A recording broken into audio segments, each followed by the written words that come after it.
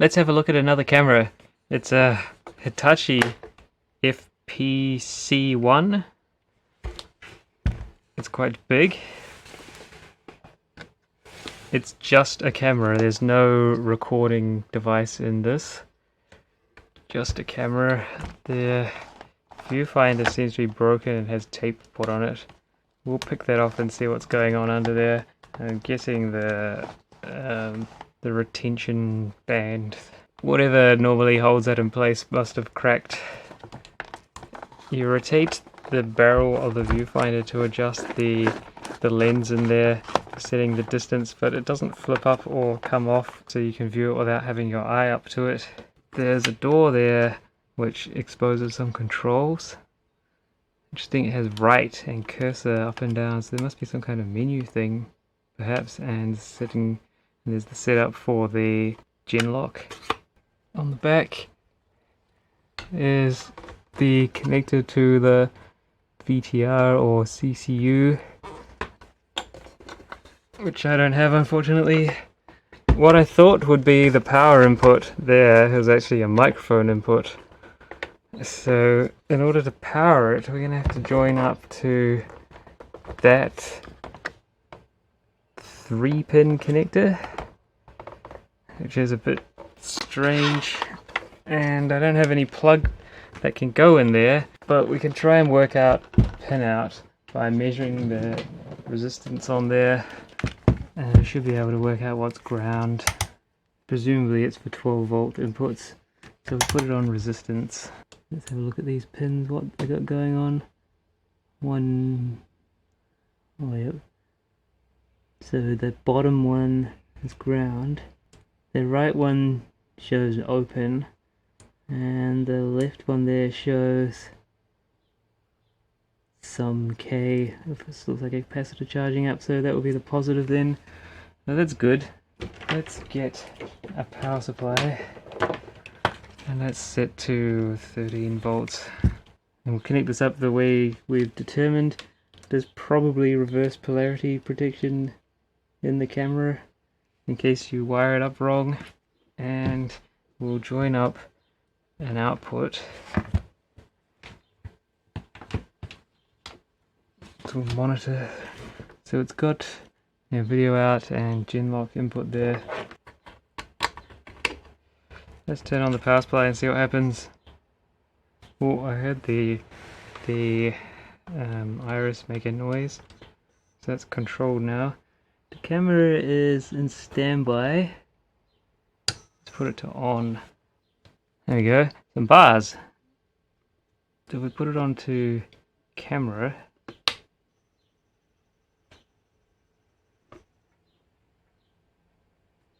look at that. It's working.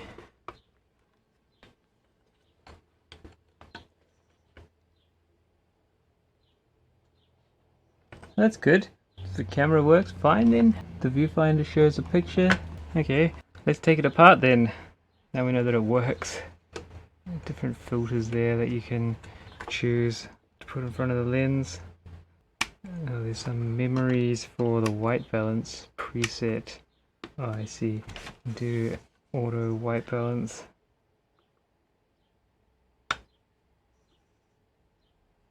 Supposedly. There's a gain adjustment. The viewfinder can be shifted over, not very far, using this little lever, and then it can be removed. It has a mount similar to the lens mount, and connect it like that.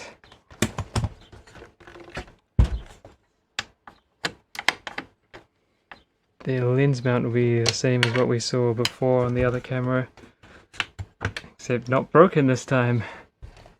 We don't really need to take apart the lens because we saw what was inside one of these before. Pretty much everything's the same with the zoom demand connector and that other connector and the controls.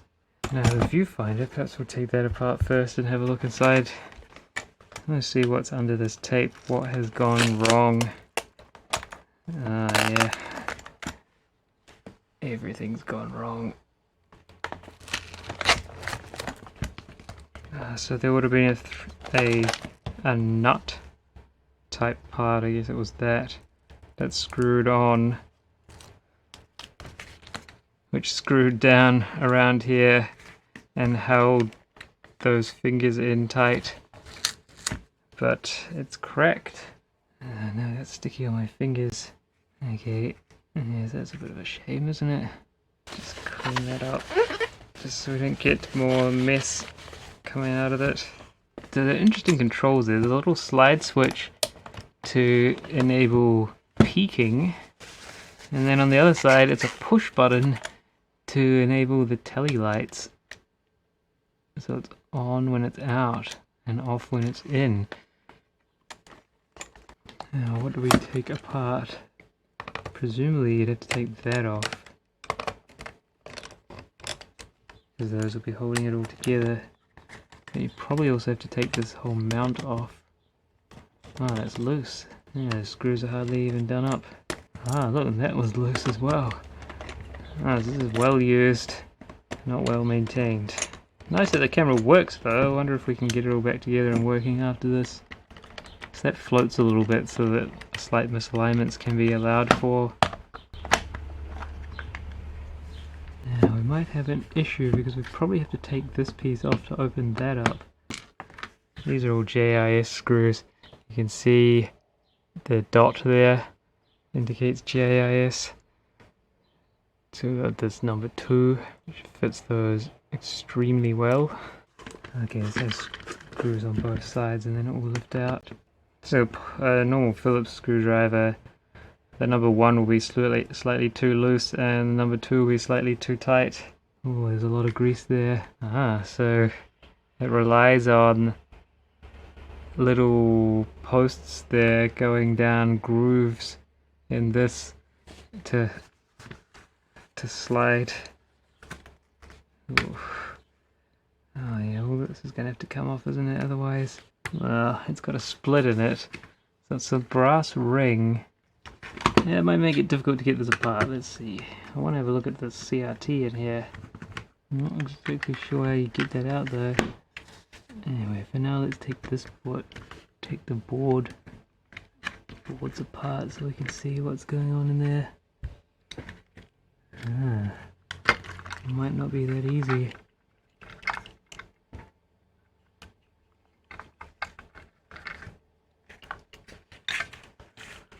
Okay, so there's another board mounted through a slot there that's soldered on, and that goes to these adjustments, brightness and contrast. So I think we can only take it off from the other side, perhaps. Yeah, there we go, look at that. A standard chip there, HA11441, which does the sync separation and deflection stuff. Oh, I don't know what that was doing. Was that? Oh, I see. That was a thing that transferred the motion of pushing that button for the telly light. Little hinged thing. That then brings that movement over to here where there's a button.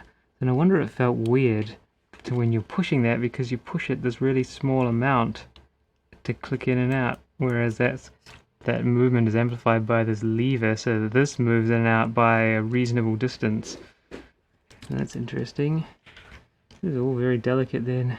Got the normal things: vertical hold, horizontal hold, height, and then over here I've got focus, sub brightness. Now I wonder if the little flyback transformer is common between these different viewfinders as well. I don't have the others open at the moment to check, but look at some schematics. I had a little look around and I cheated a bit by opening up another viewfinder. So I've had a look in this other viewfinder, and the chip's slightly different, HA11423 versus this one here, HA11441, and the flyback transformers are also slightly different with slightly different looking footprints. They probably perform the same, and I expect the picture tube would be the same. It says there 40 LB4, Haven't got that far on this one yet, and I wasn't able to find a service manual for this one that we're looking at today. It's very interesting because it seems to be the same picture tube is used amongst all these professional camera viewfinders. Well, an equivalent at least, if it's not exactly the same. So I want to know, how do we get that ring part off so that we can let it just get munched off. Yeah, look at that. There you go, a special ring removal tool. Crust in there from it scraping around the plastic over all these years. Probably more than 30 years. Now, look at that.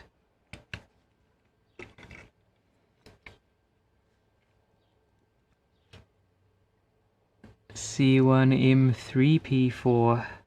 Which way up did that go? It went that way. It's probably still got a charge on it, so be careful touching around the anode. So that's good.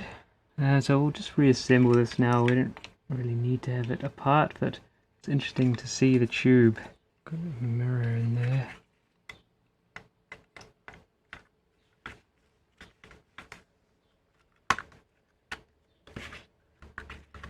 What are we squashing? Oh, I see, there's a little rubbery thing there to hold the neck. That just kind of went on there, didn't it? Similarly, this washer thing. Okay, perhaps we'll put this back on. I think it matters which way up it goes. It's just, well, it probably does matter. Yeah, it goes that way because those sliding bits go into have to go into the track. And then there are some screws. Let's put those in loose to start with, so we can make sure it all lines up properly. Okay, well that still functions, so that's good. Okay, we'll reassemble the rest of this viewfinder and then we'll move on to the camera body.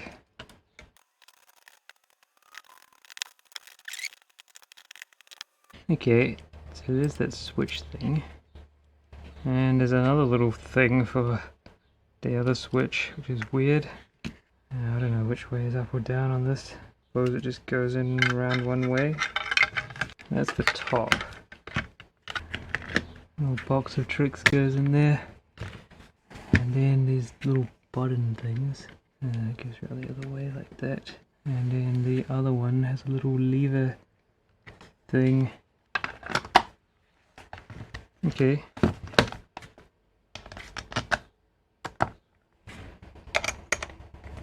Now this plate, 4 screws. Now the mount, okay, so it's got top and bottom locating pegs in there, so it can go around either way, I guess. Is that true? Yeah, I think that'd be right there. Okay, so it's all secure. Let's check it back on the camera.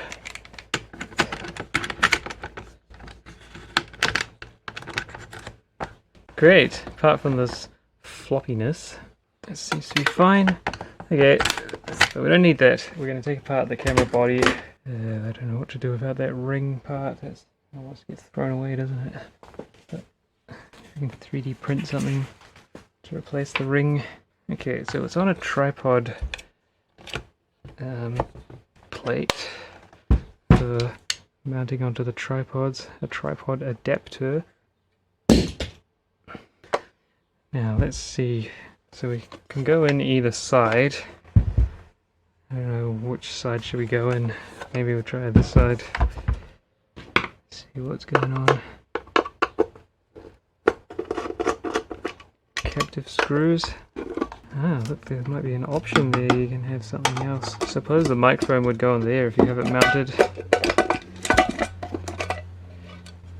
Oh, look at that.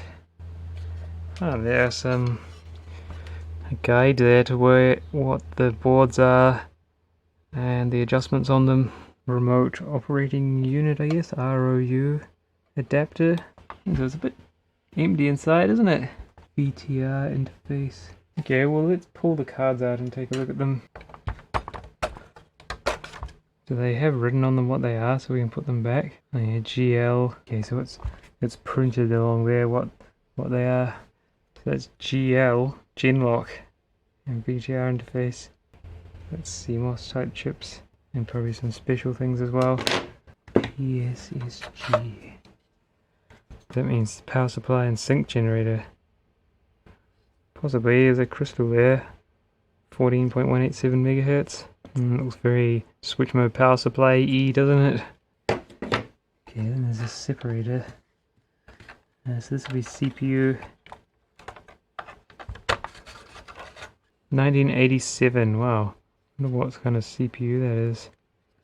And then we got DTL. Not sure what that is. We've got ENC, so that'll be the encoder for the outputs, bars level. Then we got PRC.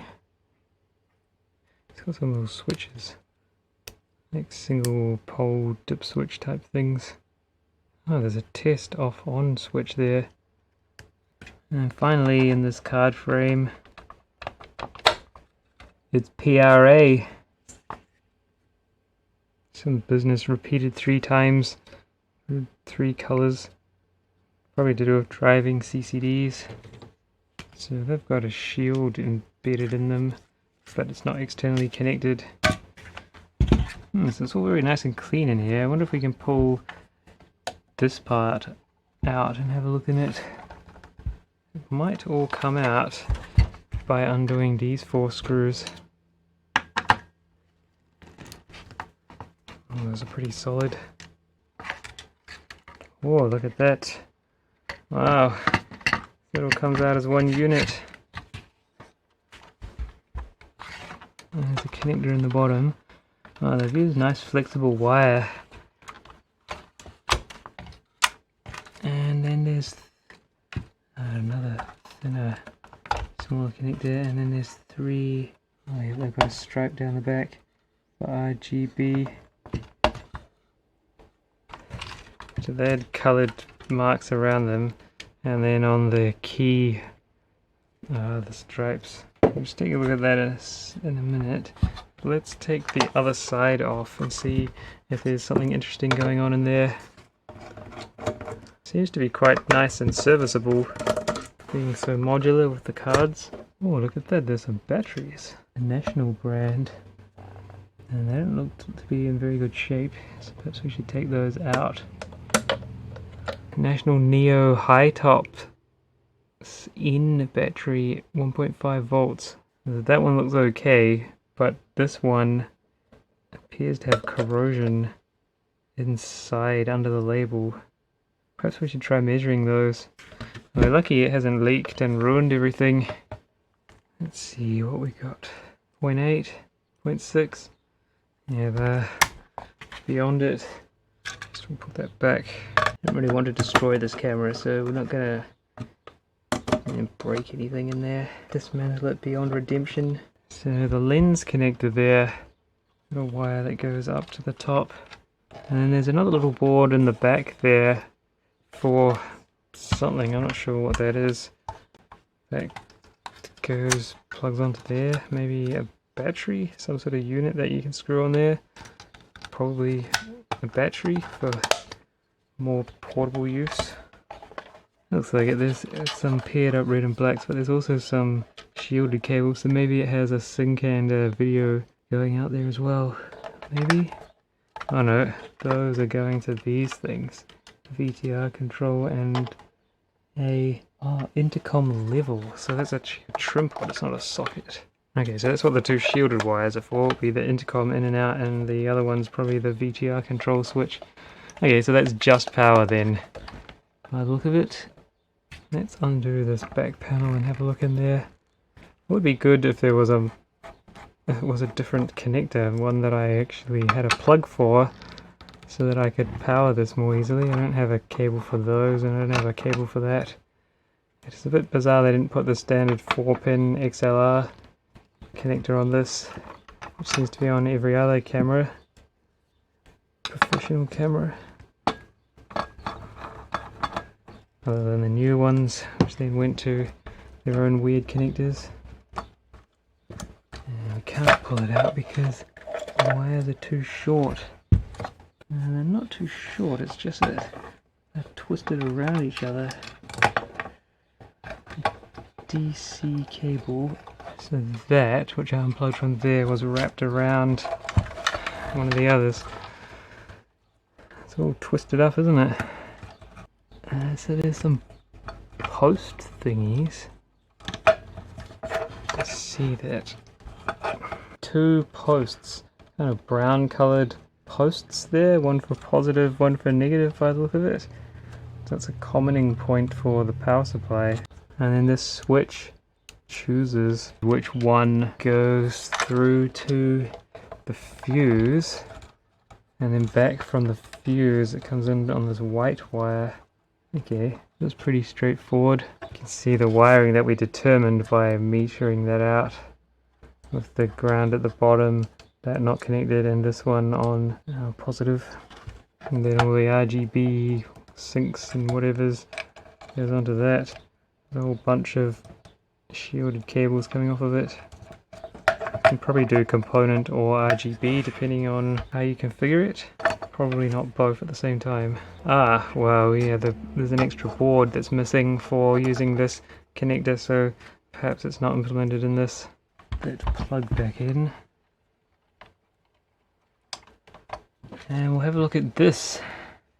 That's the power version.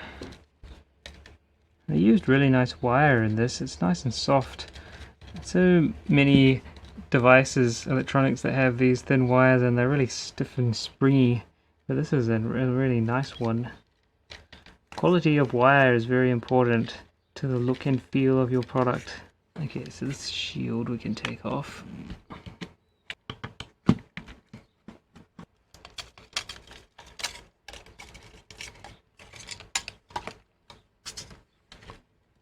Okay, so there's some multi-layer ribbons there, or flexible FP-C, flexible printed circuit, and it looks like it parallels everything up between the 3 CCDs. So this main board here where all these wires go onto doesn't have a CCD on it like it did in that other camera we looked at. The CCDs all have their own, or each have their own board.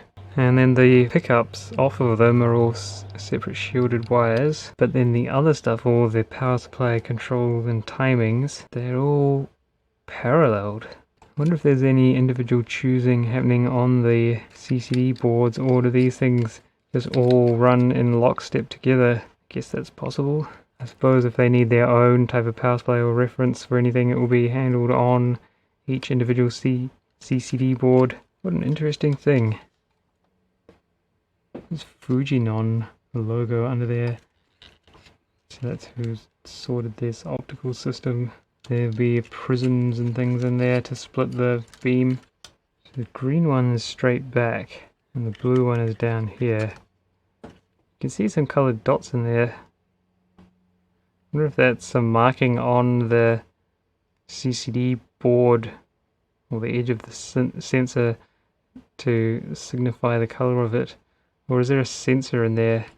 Maybe there's the white balance sensors or something else in there. Not sure. It looks like the CCDs are soldered. I think there's a heatsink plate on the back of them, and then that's been soldered to something on the top of them. There's a scratch in that.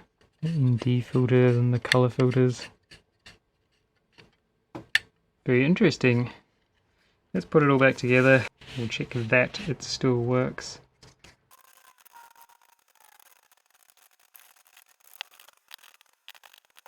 Okay, so those are all done up.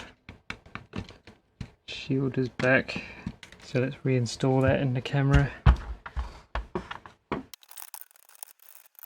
Now we've got red, green, blue. You could swap these around and mess up the colors. So when I was getting hold of this camera for doing this teardown video, I thought due to its size it would be a tube camera, but nope. Now we've still got to take apart a tube camera at some point. I have a couple that I've had for many years.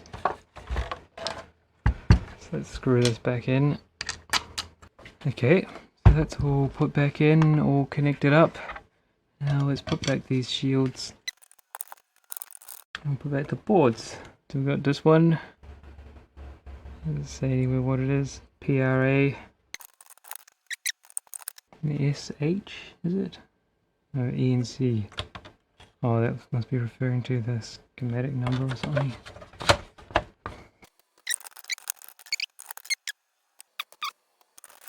That's all the boards reinstalled. Put this cover back on. Wonder what can go there. Oh, did I put these in upside down or something?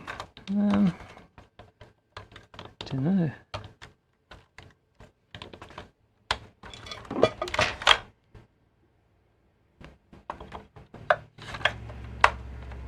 Oh, yeah, I think I put those in upside down.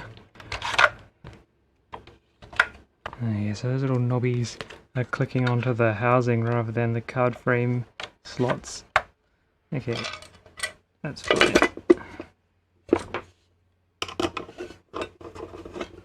I wonder if you clip your microphone cable into that thing.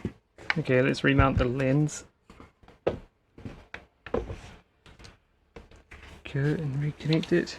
This does have a different lens plug to the other camera, so they're not all that interchangeable between brands, even though the mount is interchangeable. Okay, let's test it wherever that cord went. And the power. Oh, I might as well put the viewfinder back as well. Okay, I heard something. There we go, we got the bars. Bars are in the viewfinder too, so the viewfinder's all good. And I'll put it to on. There we go, look at that. Picture does look a bit bloomy. Like it's not a perfectly sharp picture. Yes, the picture is a bit kind of soft and fuzzy.